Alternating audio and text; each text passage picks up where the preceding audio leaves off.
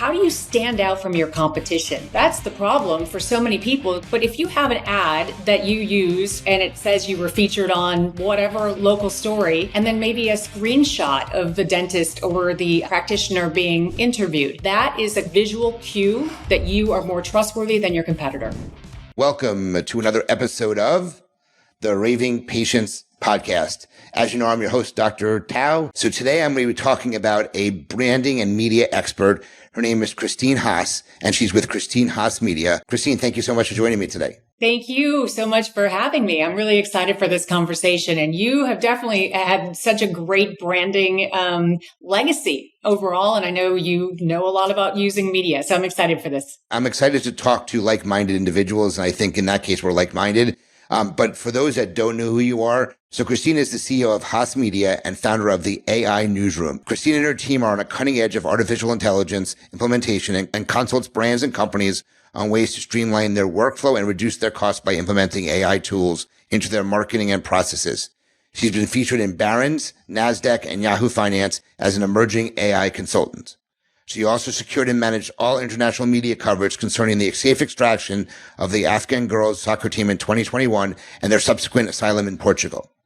She previously spent 15 years in broadcast journalism, winning over 17 industry awards like the prestigious Edward R. Murrow and Emmy Awards, honoring both her scriptwriting and on-camera anchoring, and into more than 24 Associated Press awards. And I noticed the Emmy Awards when we first got on camera. I was like, are those Emmy Awards? And you said yes. So you have the credibility to talk to the audience here. So to begin with, why don't you expand on your bio a little bit, talk about how you actually got into the dental space, I would say, because that's always an interesting tidbit. You know, how are you on my podcast? Obviously, we were introduced by Sheena Hinson, who you know very well. But talk about that to begin with. First and foremost, I left the media almost 8 years ago now.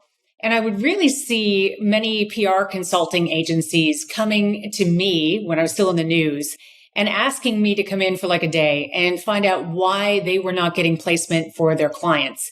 And in many ways, it would be doctors, lawyers, dentists, you name it, any background. And these were high-level PR firms. And what I realized is that they simply did not understand the basic tools to get the actual recipe of a good news story or a good interview. And it was because, they have PhDs in communications, but they hadn't been inside a newsroom.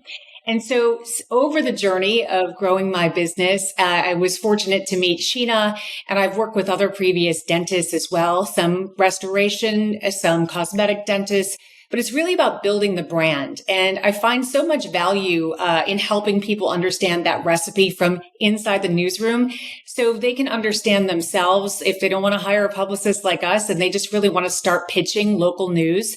How to do that. And one of the things that I think is so helpful for people to see is those people who are out there and you see in front of the camera all the time or in the articles, they use the media, much like you have in your past, to build their brand. Gloria Allred, famous attorney, right? So she did that as a lawyer.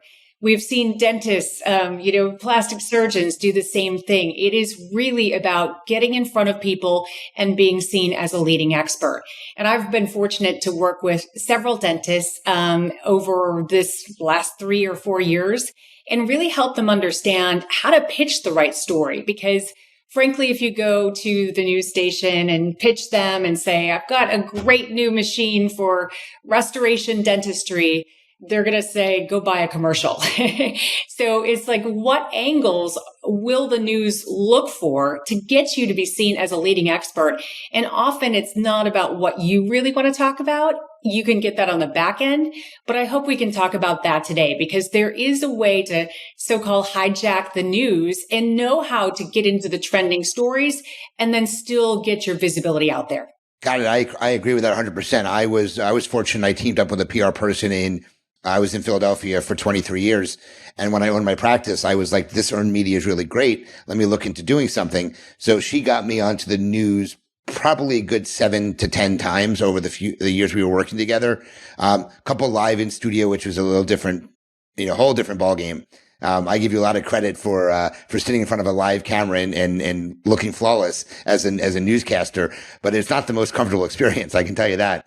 So I had a couple live in studio spots, and then they came into my office a couple times and did some other things on some of the technology I had. So, I mean, I know this works almost as soon as the program ran or the spot ran on live news. I got leads, people saying, I saw you on the news. I want to come in the practice. So I'm a very, very big believer in this, which is why I wanted you on the podcast. Because, if I believe in it, I want other people to hear about it. So I'm curious. Let's start off with the first question. Why do you feel media is important to one's brand? I always love to start right here because it really sets the table. Like, why do I need to invest in this? Shouldn't I put more marketing dollars in social media? And so really you have to look at a multitude of things when you're trying to grow or even establish a practice. But think about your own patterns. So you move into a new town, for example, and you're going to sit down and Google dentist in my area, right? You're going to put dentist or cosmetic dentist or whatever it is in that city, or maybe ChatGPT soon, right? That's evolving as well. But you're going to see the top, 2 or 3? You're probably not going to scroll further down too much. Click on dentist number 1, beautiful website, right? Dentist number 2, you see logos of local news and you see interviews. Which one are you going to pick? Most likely, people always pick the person who's been seen as an expert.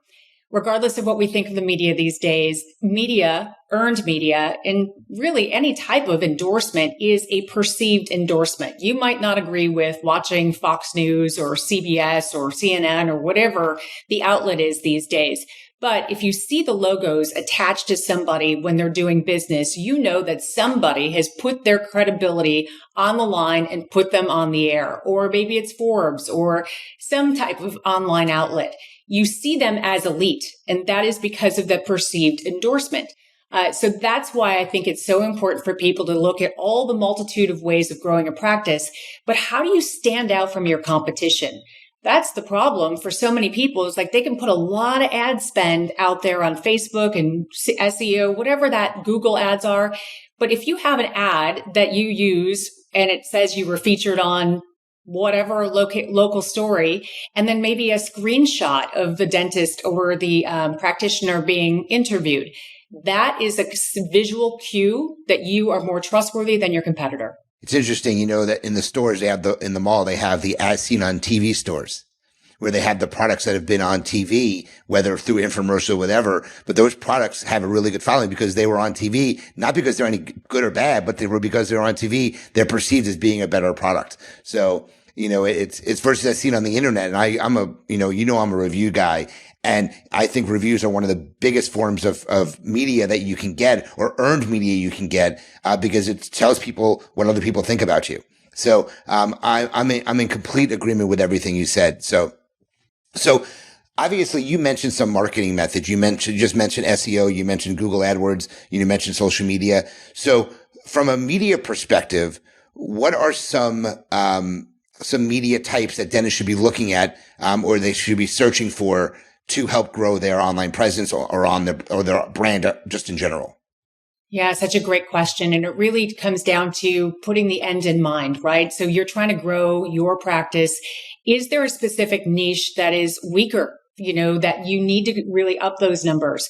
Really having it dialed in as to who your ideal patient avatar and demographics are, where they live, what their age groups are, and then what are their behaviors? Are they watching TV at night, or are they consuming it mostly on TikTok? Those are the places that you need to go to reach where your ideal patient is. If you go to a place where they're not, then you're wasting money.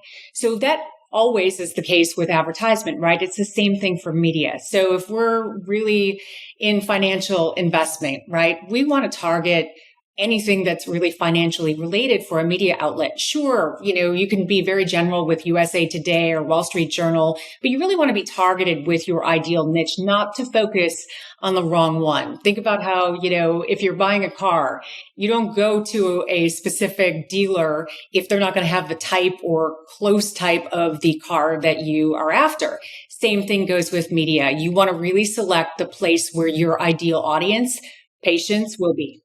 Got it. So let's talk about how someone goes about getting in touch in front of the news or news stories. They hire you they can hire you and you can find the news stories or the news agencies that are interested in having someone on. Some people, will hire you. Some people will say, hey, I can probably do this on their own. So I'm curious, what is the best way? Someone's listening to this podcast. They go, you know what? I have a story that I think would be interesting. And I want to talk to you next about which stories are more appropriate for television, those types of things. I want to go over that with you. But how does someone go about saying, hey, I want to get on TV to help promote my brand? There are obviously ways to do it. One is hire you, but what are some of the other ways someone can go about doing that? Yeah, we have a multitude of different ways to reach our ideal clients, right? And so some of them, it's the Done With You program where we maybe train your marketing team or your front marketing expert that really can help with this whole process. I will get to that recipe here in a second, but I want people to know that you don't have to hire a very expensive, pricey PR firm in order to get the results. And that's why we go back to exactly the genesis of me stepping away, where I'm realizing there's a business here. And it is because a lot of those pricey PR firms aren't getting the results that you believe that they might be as well.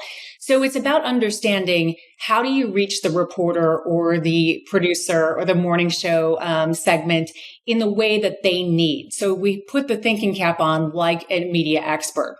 So if I'm a morning show producer and I get an email from maybe it's your front office person or your receptionist, but they know the tools to serving up that perfect story, they're going to get the same results if they're seasoned in doing that. So we train doctors, dentists, any entrepreneurs at all, or their front desk, whatever that looks like, how to find that right story. We also do have it done for you as well, because a lot of people are just too busy and they're like, okay, if you can just handle it, do it. But here, let's get to the nitty gritty of what that news story is. Take COVID, for example. That was one I started working with Dr. Laviola, for example. He's out in Washington, D.C., fantastic dentist. And he was growing his practice. And he said, well, I really want to talk about cosmetic dentistry because that's my bread and butter. And I said, I get you. But if I email the producers or I text my reporter friends and we're in the middle of COVID, they don't want to hear about cosmetic dentistry. So let's take a step back and think, what's in the news right now? Well, at that time, I'm playing reporter, and the actual story is that your oral health is very important to your immunity. So we started pitching Dr. Laviola to talk about the importance of keeping your immune system up and the signs of having a poor oral health, immune system. All that is so connected, and why it's connected, and what to do during lockdown to keep people educated on this and have patience, really understanding and respecting him. And so then you take those segments, and whether it's a news article quote or an actual TV interview, many times it's still virtual. That was one blessing that came out of COVID. Everybody was doing Zooms for TV. But then he would be able to send that out to his weekly or biweekly newsletter to his patients to show them exactly the tips that he's giving to the media. That establishes him as an expert. And then the more available you are for a reporter, just as you know, and you experienced yourself, and you become that kind of right-hand person for them when they have anything that's in that space or industry, they're going to call you back, So we help people understand how to nurture those reporters' relationships, how to keep serving them up the right stories, not to blow off their, email and then, never get brought back again. It's also about making sure you have patience as your overall deliverable with you. So it's back to the hero's journey. And so you think about anything in marketing. If you go to anyone and say, hey, look at me, I'm so amazing, just as you were talking about, reviews are critical. If you don't have somebody singing your praises for you, you are now being seen as a turnoff. Like, nobody wants that. They want to hear the transformation that you've delivered for somebody, as you know so well within your own business. But what that hero's journey, your patient is ultimately seen as the hero. You are the guide. So from a story perspective in the news, if you turn on the news, which I know some people feel like they're allergic to it these days, and I get it. I sometimes cringe when I see the way the news is going. But having said that, usually a news story will comprise of a few things. If it's a feature story, it's going to have a transformation of a patient and the doctor or the expert. If I'm going to pitch an attorney, I'm not going to just pitch the attorney and say, we got this great case. We want somebody who's going through it. And if that person can't speak about it due to the litigation issues, we want somebody who's had a similar result to talk about it from the first person perspective. Here was my journey. This is what I went through X, Y, and Z. So that is really the best formula. And that's how we coach people to identify those current news stories that are out there that you can bring your own perspective in that actually brings value and educates. When I was really featured on TV, it was before the proliferation of social media. You know, you go on the news, you're on TV. You have so many ways you can promote that. You send a newsletter. You can put it onto your Instagram and Facebook. Those things really didn't exist that much when I was on TV. So I didn't have the benefits of that. But nowadays you have a multi-use, marketing that you can do just from being on TV, and it already gives you that credibility. So I wish I was able to take advantage of that. You mentioned COVID. So I happen to have been on TV once during COVID because I had bought this device that was really good at eliminating all the viruses from the air. And it was a UV light, special light thing. So I happened to have been on TV for that. But I was a technology guy. I always implemented new technology in my practice. And that seemed to be very popular with the news agencies. When somebody has something that nobody's ever used before, they want to talk about it, on the air. There was a news story, you maybe remember it. There was a dentist who, was injecting or using needles multiple times. And their patients were getting hepatitis B and all these other diseases. And so they asked me to comment on that. So they came to my office and was in the news on that. Is there any special way or special direction somebody should go? Like you said, the guy who wants to talk about cosmetic dentistry, your client on the news, that's not newsworthy necessarily. It may be great from a before and after perspective, but there's really nothing newsworthy about that. So how do you look at sourcing the stories for your clients, I guess would be another way to state that. Right. Yes. So we always look at the buyer persona, their own behaviors. It's the same thing for the media. If you look at how the media operates, what makes a good news story? First, it could be breaking news. Of course, that is an emergency. That's a press conference. That's something in that format, right? So that hopefully you don't have any breaking news in a dental practice, and that's for sure. But let's take it to the next one. It's emotional. Maybe it's a transformation of something. What do we get glued to when we're walking by the TV and we see a story? What's going to hold our attention? It's something that affects our attention with our emotions. We want to feel a connection to something. It could be happy. It could be funny. It could be entertaining, or it could be heartfelt and painful. Think of, a cancer journey or something of that nature. That really speaks to what you're talking about with technology or dangers. What are the latest studies out there that you're seeing trends in? And sometimes it would be contrary to what a national study might be. So your practice might have something that's different than what you just saw. So that is the story. That's the pitch. You have a unique local angle on that. The next area that would be educational kind of borders into that, an educational story. You want to read something or see something and go, I didn't know that. That's interesting. You don't want to receive something that you already knew about. You're bored, right? So you want to be enticed with education. And then you also want to have that story that carries through in areas of transformation. So that hero's journey again. You mentioned the before and after, but maybe it's a study about cancer. We've seen a lot of those studies coming out of like the latest trends.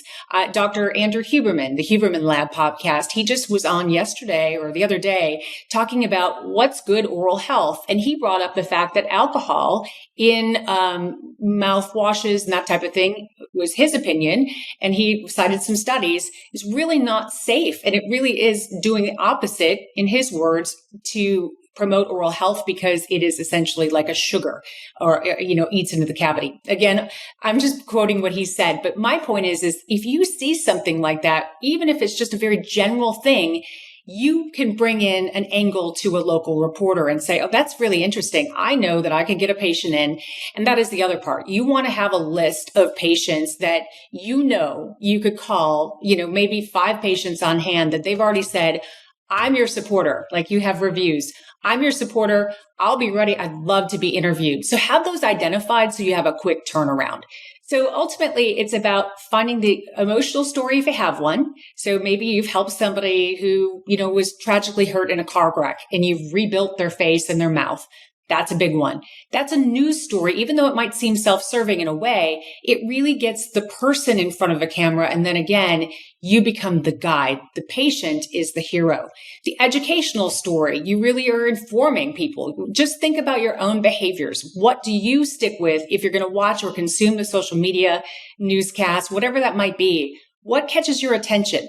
That is the type of story that you want to serve up yourself. Got it. No, that makes a lot of sense. Thank you for sharing that.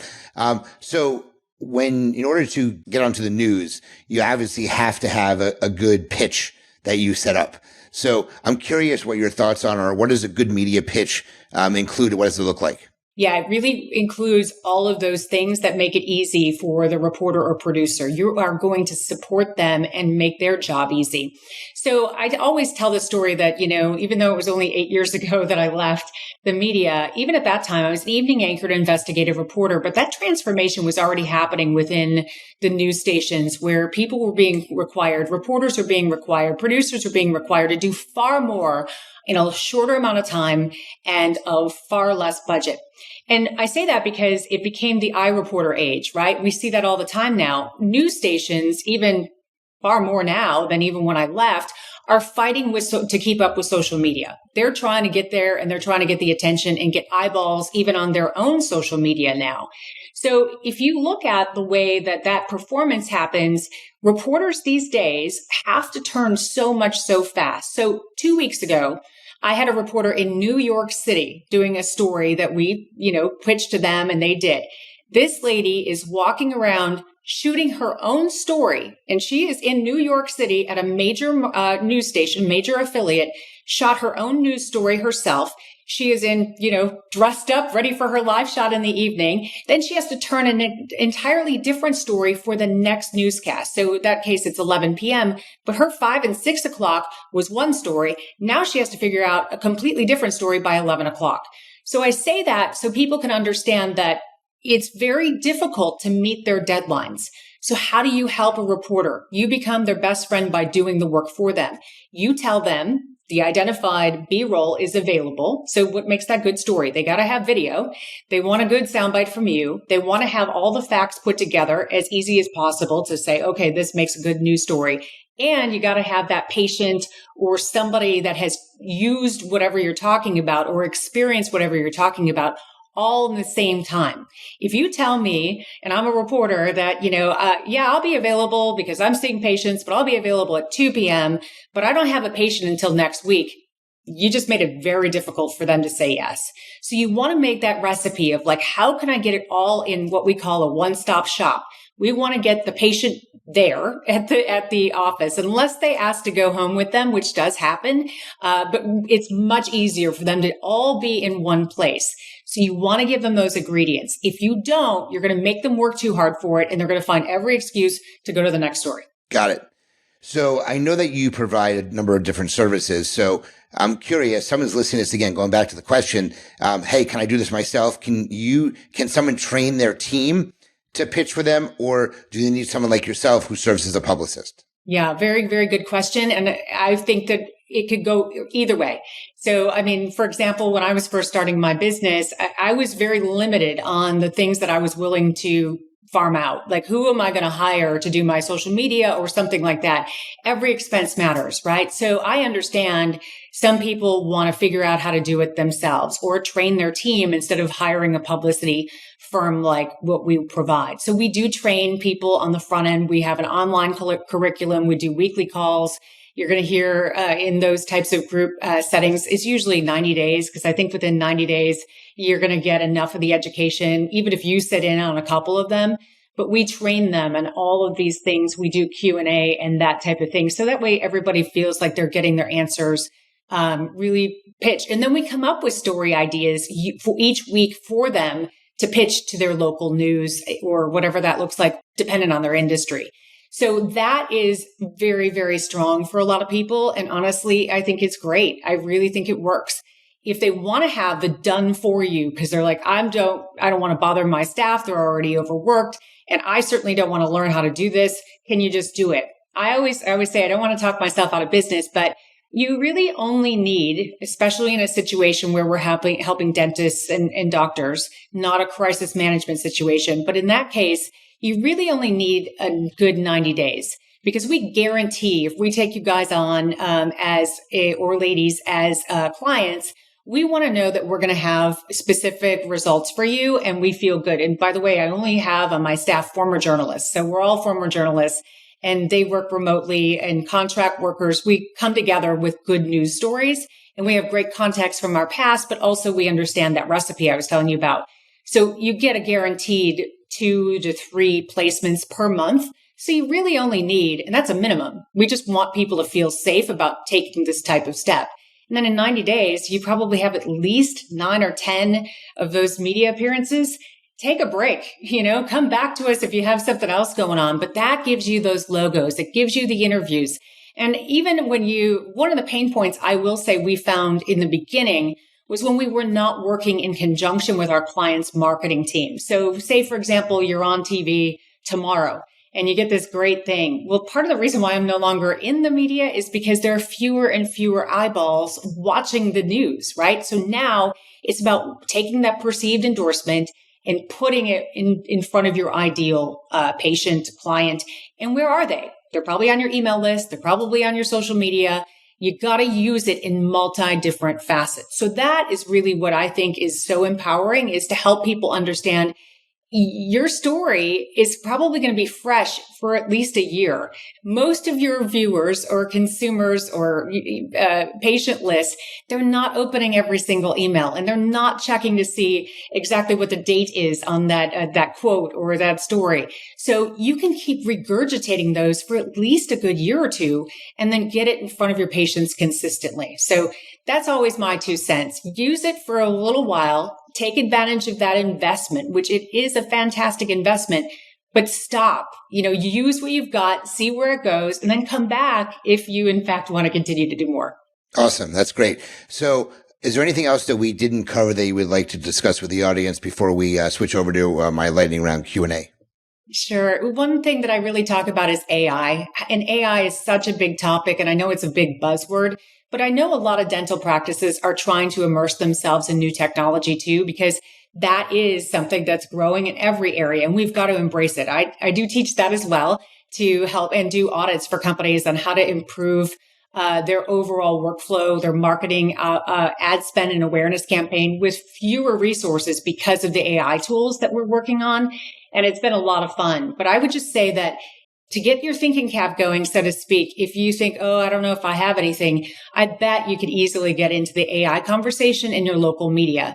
Talk about how it's impacting your patients and your own practice. Those types of stories are very evergreen right now. And so I get very excited about AI, and I feel like more and more people need to bring their own spin to it instead of making it gloom and doom and scary. It's like, how can you improve your efficiency and be seen as a thought leader now? Because now you're raising your credibility again, because now you're seen as new and trendy, like, you're on top of it. So that's my 2 cents. Got it. Well, that was great. Let's switch to the lightning round Q&A. I'm going to read you some questions. The goal here is to get through as many as we can in about 3 to 4 minutes. Okay. So very short answers here. What business related book has inspired you the most, or what is your favorite book? Think and Grow Rich. I love Think and Grow Rich, and I know it's old and true, but it really does that mindset readjustment every single time that we need it. As business owners, it's always, you're only as good as your previous month's numbers or your previous day performance. And it's about really staying mentally strong to make sure that you can really enhance your overall performance in your practice, in your business, whatever it is. So Think and Grow Rich. I love it. Got it. Who has been your greatest inspiration? Believe it or not, Tony Robbins. Tony Robbins, since I was 16 or 17 years old, and long before I'm dating myself, but I was listening to the cassette tapes when I was running, and he really inspired me to think bigger, and to really have that understanding that anything is possible if you put your sights on it, and how to really keep in charge of your own state and energy to keep up. And I have had the fortune now to go to conferences and meet him. And so I believe he's a good one. Got it.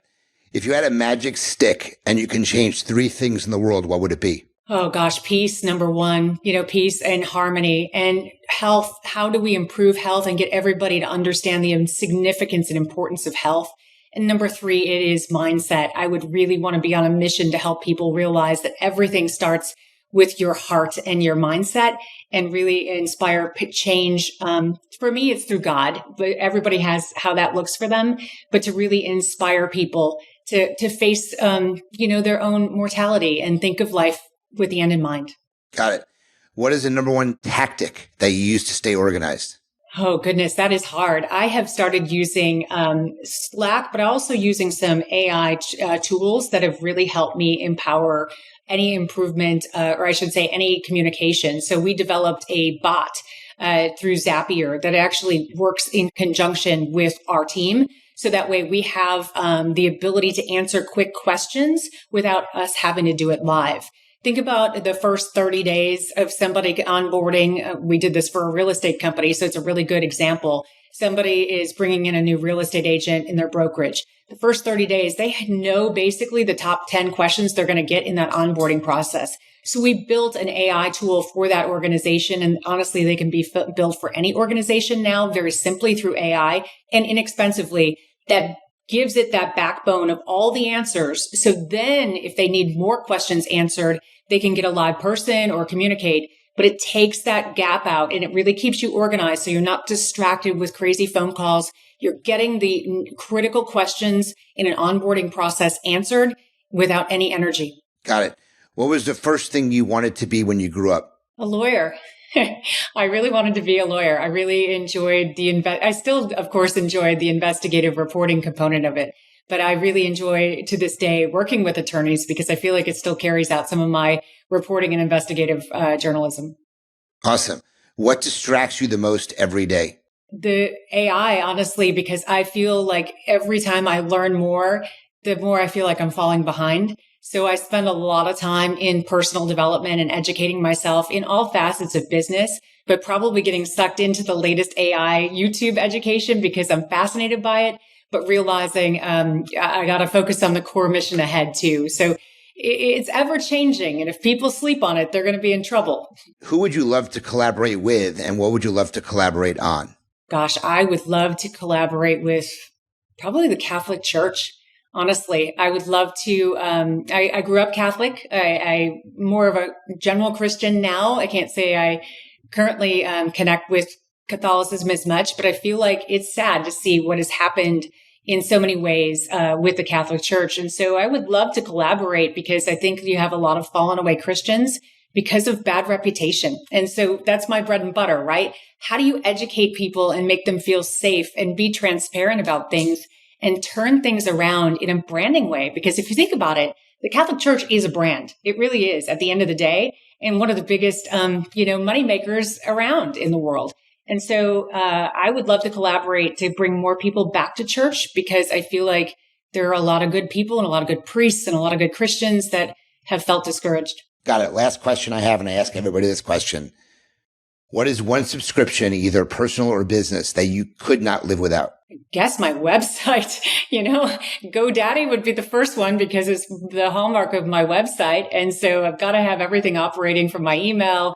And that is another good point I want to bring up if I can just quickly. People really need to concentrate on building their email list because it becomes like your own personal media company. You know this. And so you've got that newsletter that is fantastic. And think now you get sponsorships. People need to see the investment in their own email list because someday your website could be all you have. Maybe Facebook goes away. We saw TikTok almost went away. All those people who have huge followings there did not have email lists for their ideal viewers or listeners. So I would say start with the website and the email. Nothing wrong with that. So Christine, if people have interest in learning more how you can help their business, what's the best way to get in contact with you? I think you have the links there. ChristineHaas.com would be great. And I would love to have people join my newsletter. It's an AI newsletter for entrepreneurs, just based on the latest tools that improve your productivity, no matter your industry. So I would love for people to find me there, and I can give that link to you as well. It's a weekly newsletter, so I don't blow up your email list. Perfect. Well, this was awesome. You were really an expert in this branding and media, so I really appreciate you joining me today. Guys, if you want to learn more about what Christine can do for you, please reach out to her. She gave her website. I'm sure you can find her on social as well. If you like the episode, please share it. Please review us. Please like us. Please promote us. I would appreciate anything you guys can do. And Christine, thank you so much for joining me today. And as I always end every single podcast I do, remember, your reputation matters. Until the next episode, we'll talk to everyone soon.